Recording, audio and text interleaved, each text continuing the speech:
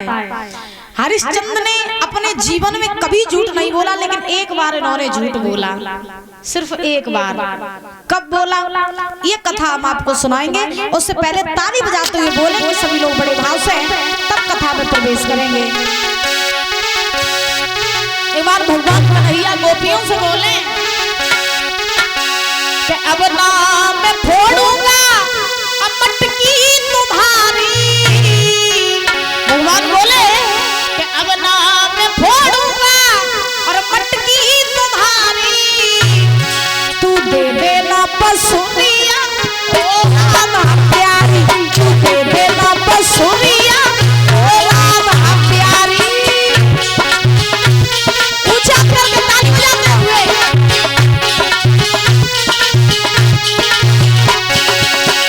अरे जानू मैं मानू है गलती हमारी,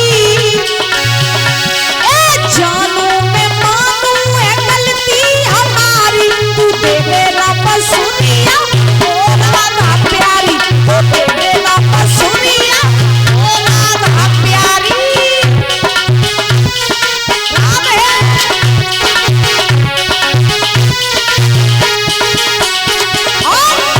अरे झूला झूलाऊंगा डाले कदम पर, डाले कदम पर।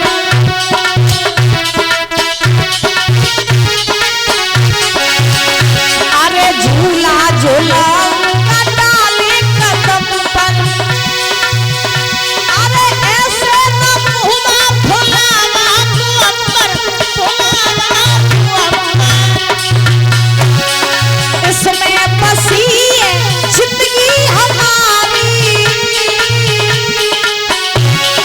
इसमें बसी है जिंदगी हमारी। तू दे देना पसुरिया ओ राधा प्यारी, तू दे देना पसुरिया ओ राधा प्यारी।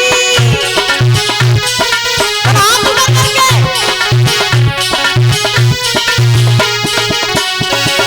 जानू मैं मानू है गलती हमारी, जानू मैं मानू है गलती हमारी। तू दे देना पसुरिया ओ राधा प्यारी, तू दे देना पसुरिया ओ राधा प्यारी।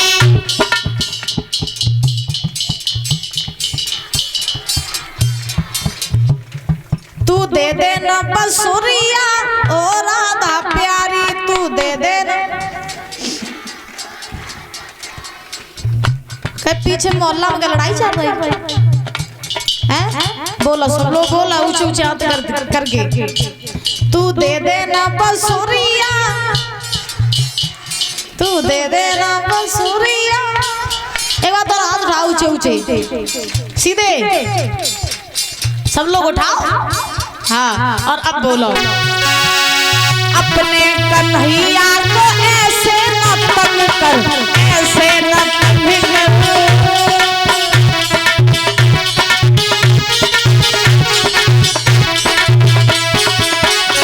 अरे अपने कन्हैया को ऐसे न तंग कर, छोटी सी बात पर लावे न जंग कर, लावे न जंग कर। अरे किसको सुनाऊं मैं अपनी लाचारी, अरे किसको सुनाऊं मैं अपनी लाचारी। तू दे देना पसुरिया, तू दे देना पसुरिया, तू दे देना पसुरिया ओ राधा प्यारी, तू दे देना पसुरिया ओ राधा प्यारी।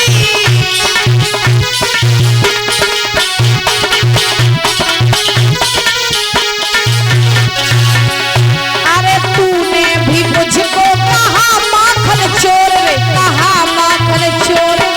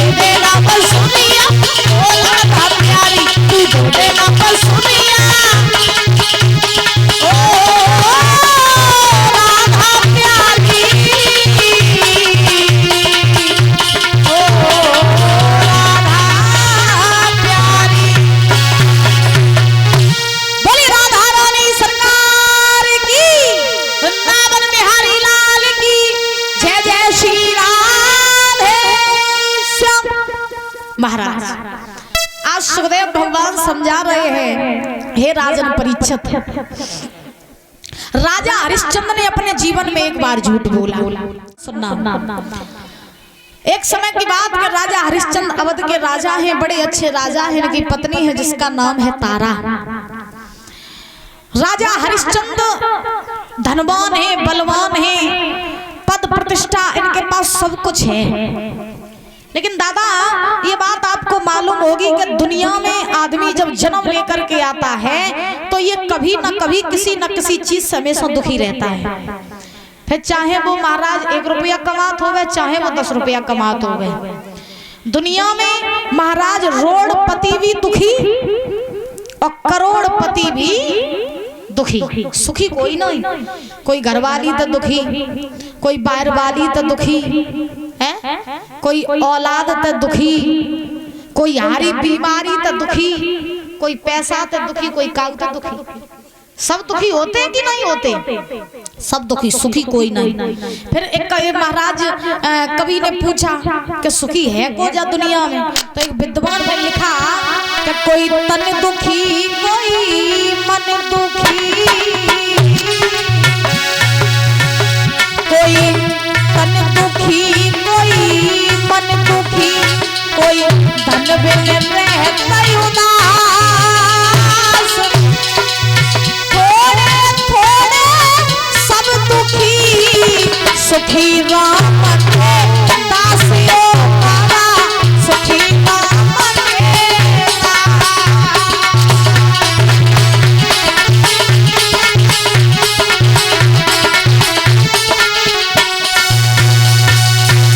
कोई तन दुखी, कोई मन दुखी, कोई धन बिन रहत उदास, और थोड़े थोड़े सब दुखी, सुखी राम के दास।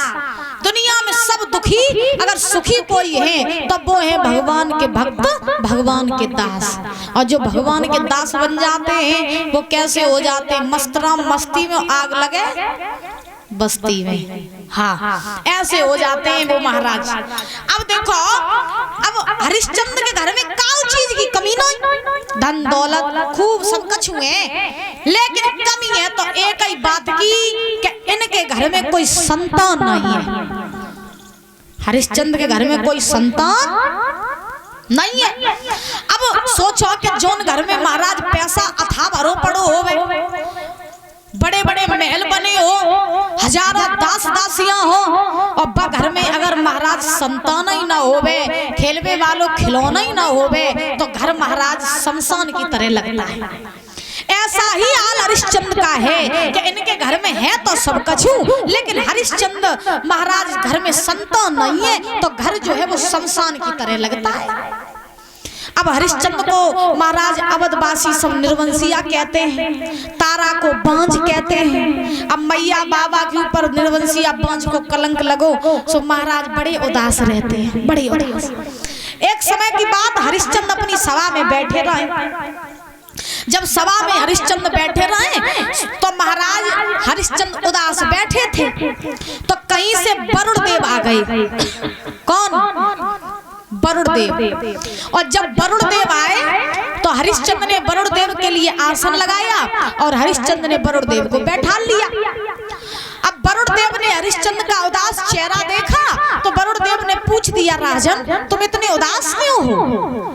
तो हरिश्चंद्र ने कही, का बताएं महाराज, उदास तो हम जासु हैं कि भगवान ने हमें सब सुख दे, धन दौलत राज्य पाट, लेकिन एक संतान का सुख देना भूल गया।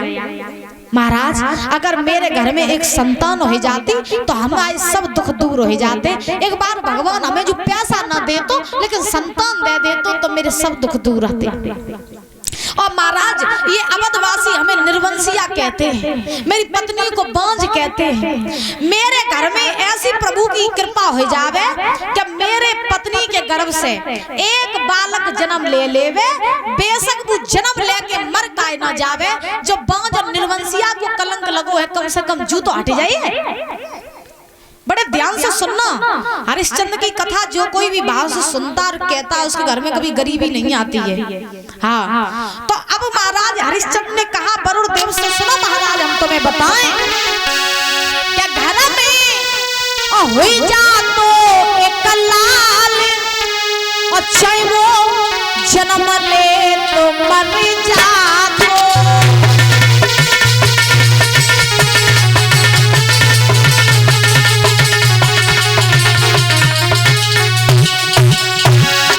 हरिश्चंद्र समझा रहे वरुण देव को, गौर करना, कहला में हुई जा तो एक लाली, चाहे वो जन्म ले तो मर जातो।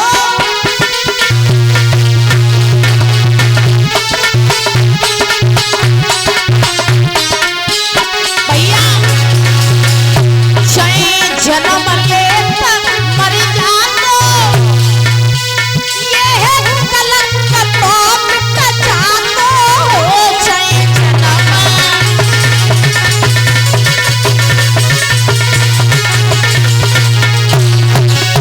अरे घर में हुई जातो एक लाल, चाहे वो जन्म ले तो मर जातो।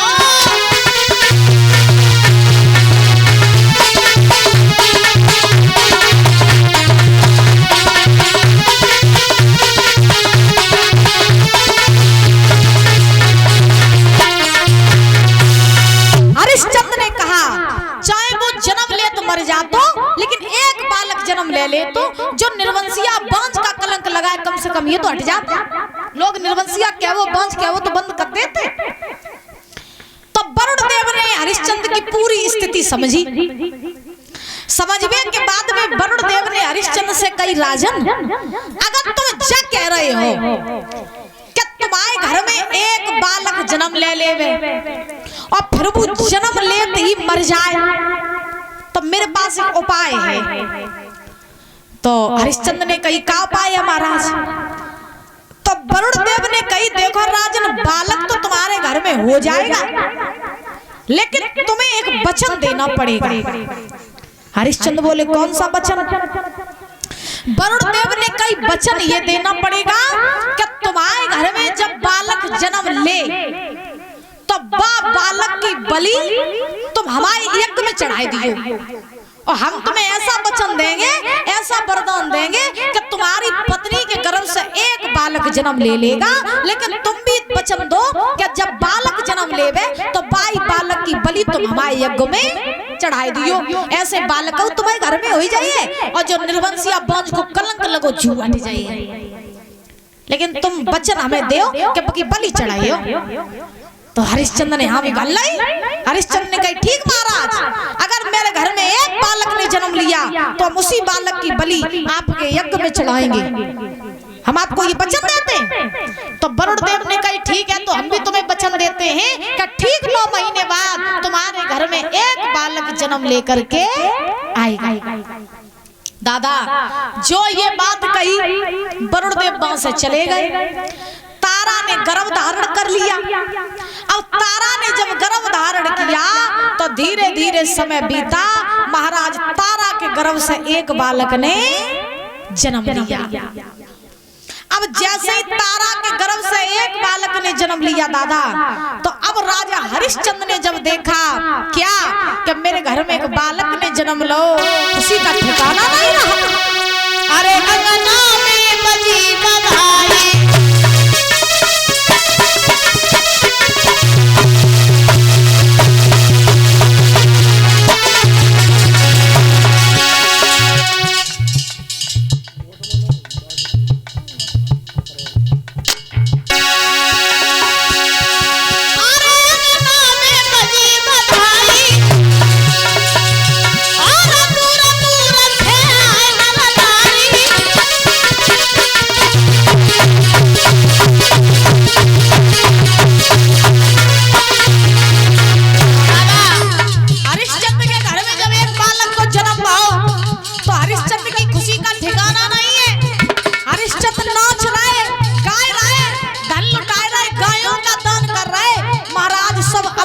हरिश्चंद्र को बधाई देवे काजे आए रहे। चारों तरफ खुशी खुशी छाई है, लेकिन हरिश्चंद्र को जब मालूम नहीं आती कि खुशी थोड़ी ही देर की है।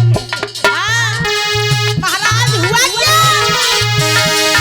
बाबा धीरे धीरे आज कहानी पूरी नहीं कभी।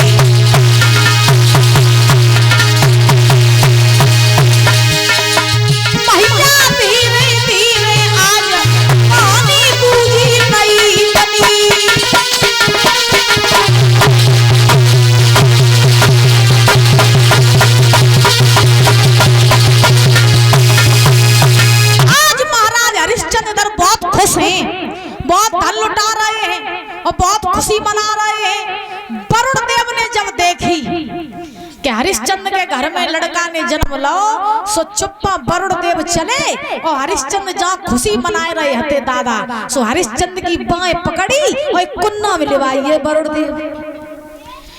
देव ने कही राजन मेरो तो वचन पूरो होइयो अब बारी है तुम आए वचन की अब अपना वचन पूरा करो। तुमने जो हमसे कहा था कि तुम्हारे घर में बालक जन्म ले लिए और बाई बालक की बलि तुम हमारे यज्ञ में चढ़ाई हो तो राजन अब बालक ने जन्म ले लो अब जब बालक की ये बलि मेरे यज्ञ में चढ़ाओ यज्ञ रचवाओ और बलि चढ़ाओ। जो जब बात कही हरिश्चंद्र को महाराज जलगो को घूसा मारता हुए छाती में। हाँ हरिश्चंद्र कहने लगे इतने दिन बाद तो पुत्र को मुंह देखो।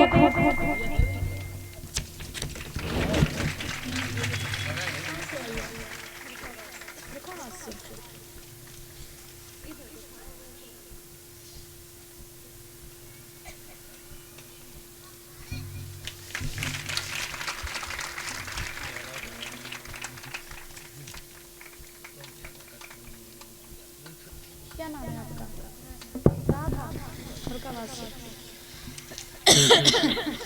और ये राधा फरुखाबाद से आई हुई है, माला पहना करके पगड़ी पहना के सम्मानित कर रही है। जोरदार तालियां बजाएंगे।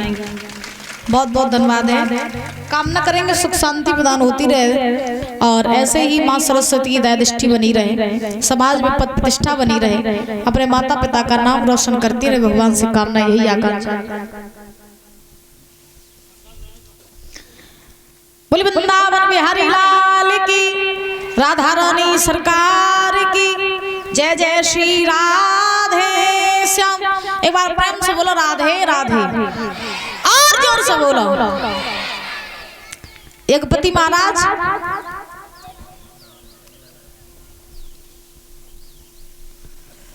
बताओ प्रसंग कहाँ चल रहा था? है?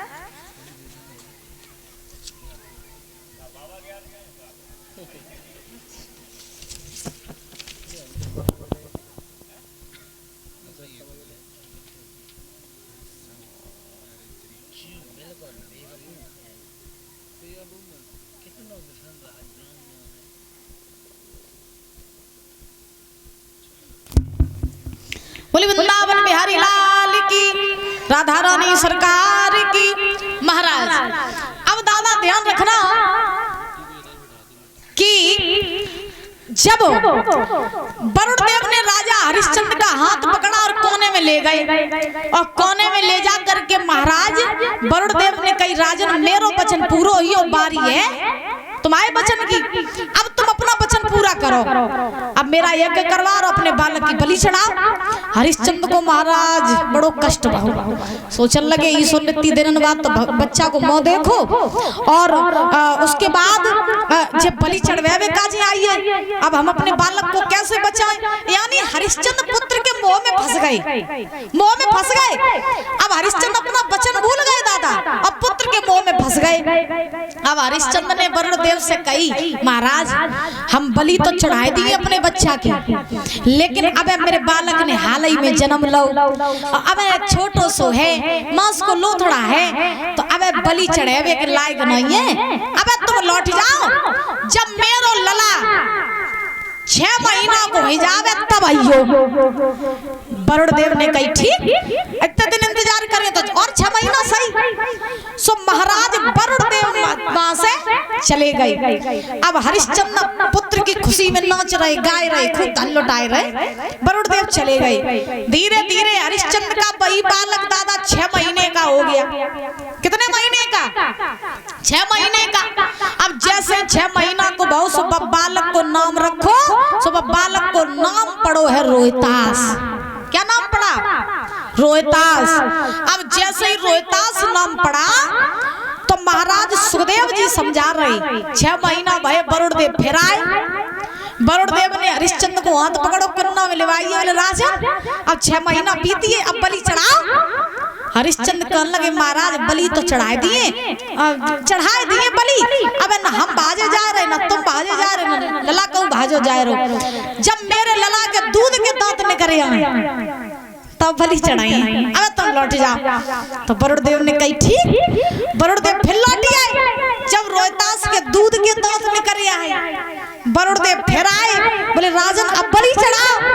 हरिश्चंद्र ने कही महाराज बलि चढ़ाए दिए, लेकिन अब नहीं, अब मेरे लला ने छोटो है, दूध के दांत जब गिर जावे और जब नए वाले दांत आए जावे ताकि बात तुम आइयो।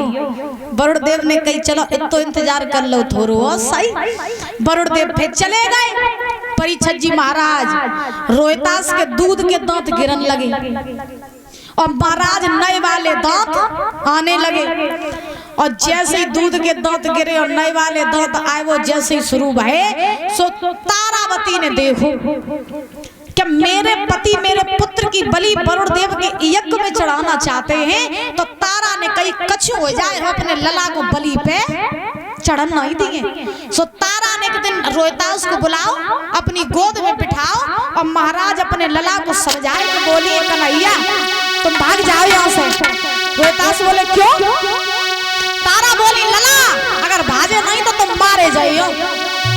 तारा कहने लगी सुनो रोहितास क्या भाजे जाइयो लला मेरे और अंगना से रमे जाइयो, भाजे जाइयो लला मेरे अंगना से रमे जाइयो।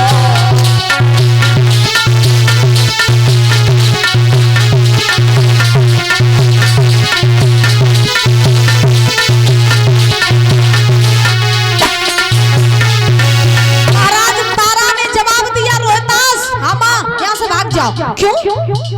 तारा कहने लगी बाजी और नहीं तो लला बलि के बकरा बनाए नहीं चाहिए। भाग जाओ भाग जाओ। और सुनो आधे पल में जाए जो बड़ी छैयो,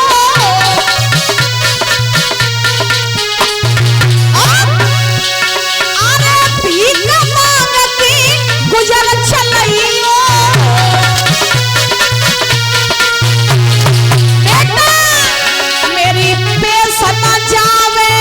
सजना से बज जाइयो रमे जाइयो लला मेरे अंगना से बज जाइयो।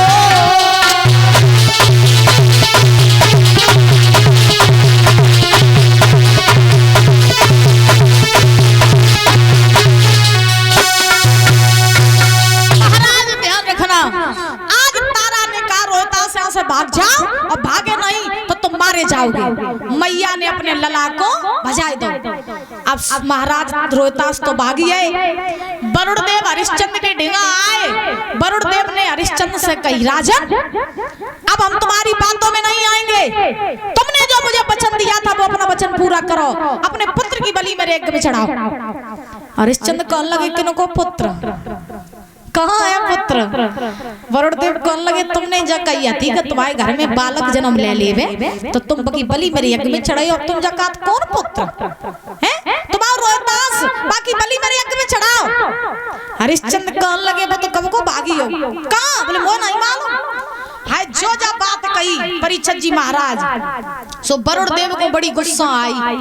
वरुण देव और हरिश्चंद्र में युद्ध हुआ और जब युद्ध हुआ तो ये हरिश्चंद्र जो थे ये वरुण देव महाराज वरुण देव से हार गए।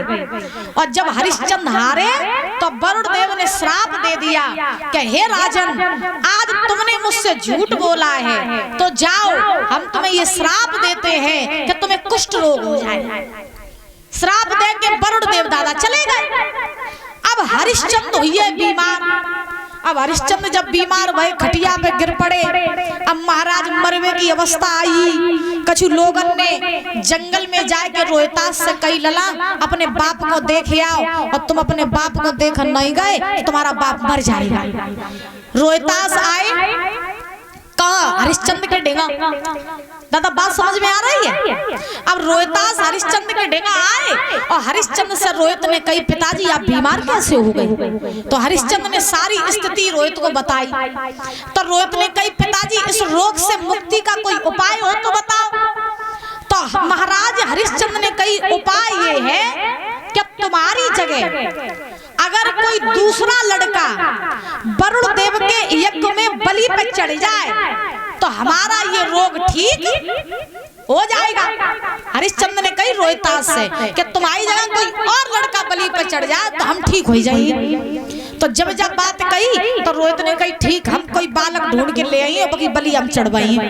रोहित बहुत सारा धन लेकर के गांव में नगर नगर में घूमन लगे, गांव गांव में, और कहने लगे कि एक बालक को हमें बेच दे और बदले में मुझसे बहुत सारा धन ले ले। इतना धन उसे हम देंगे, इतना धन देंगे कि उसकी एक पीढ़ी नहीं बल्कि 7 पीढ़ियां पड़े पड़े खाएंगी फिर भी धन कम नहीं होगा।